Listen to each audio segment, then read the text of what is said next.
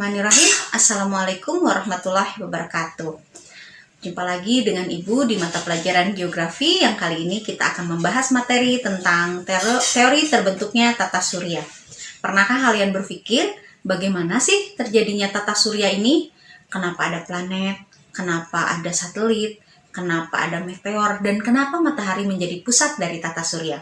Untuk itu, yuk kita sama-sama bahas tentang teori terbentuknya tata surya. Yuk kita simak. Teori yang pertama adalah teori nebula yang dikemukakan oleh Immanuel Kant dan juga Laplace. Teori ini menyebutkan bahwa tata surya berasal dari proses kondensasi kabut materi berwujud materi campuran gas dan debu yang ukurannya jauh lebih besar daripada tata surya. Kemudian, lambat laun materi ini berputar, berotasi, dan ini tidak lepas dari interaksi ataupun dampak adanya gaya gravitasi antar materi yang ada. Kemudian, adonan tata surya ini akhirnya mengerut yang berdampak rotasinya semakin cepat dan membuat menjadi memipih layaknya berbentuk cakram. Nah, massa dari materi ini kemudian membentuk protostar dan juga di bagian sayap cakramnya dia membentuk protoplanet yang berlanjut kemudian membentuk protosatelit. Teori yang kedua adalah teori planetesimal yang dikemukakan oleh Moulton dan Chamberlain, di mana menurut teori ini, jagat raya atau tata surya terbentuk ketika zaman dahulu ada sebuah bintang yang melintas di dekat matahari dengan kecepatan tinggi dan memiliki jarak yang sangat dekat sehingga daya tarik dari bintang tersebut menyebabkan daya pasang di bagian gas matahari. Nah, hal tersebut mengakibatkan adanya beberapa matahari, bagian dari massa matahari yang terlempar kemudian mengorbit kepadanya. Karena daya tarik matahari yang besar, maka gas-gas tersebut bertahan dan mulai bergerak mengelilingi matahari.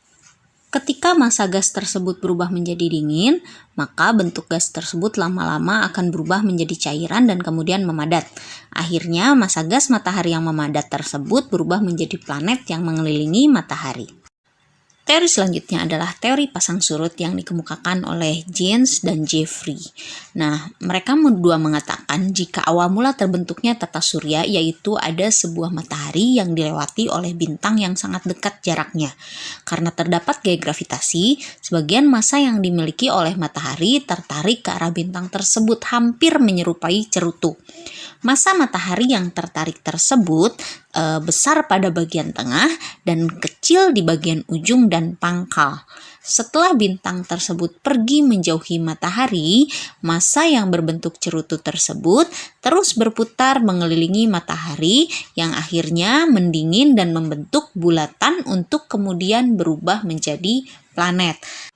Sedangkan matahari tetap menjadi matahari yang kita kenal seperti saat ini.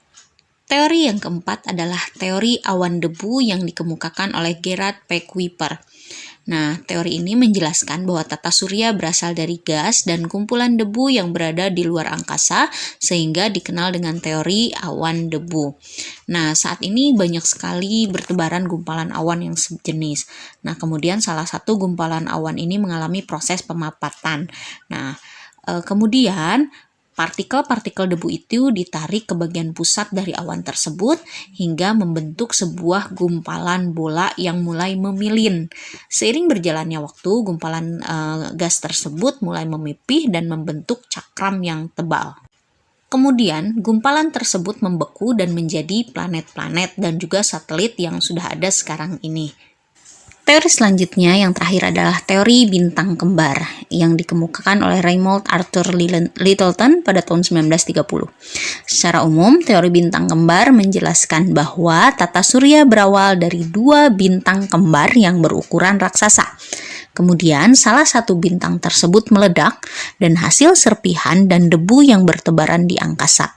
Lambat laun, serpihan dan debu tersebut mulai berubah bentuk menjadi planet-planet, sedangkan untuk bintang raksasa yang lain yang tidak meledak menjadi matahari yang kita kenal sampai saat ini. Alhamdulillah, mudah-mudahan bisa dipahami oleh semuanya materi kita kali ini. Terima kasih. Assalamualaikum warahmatullahi wabarakatuh.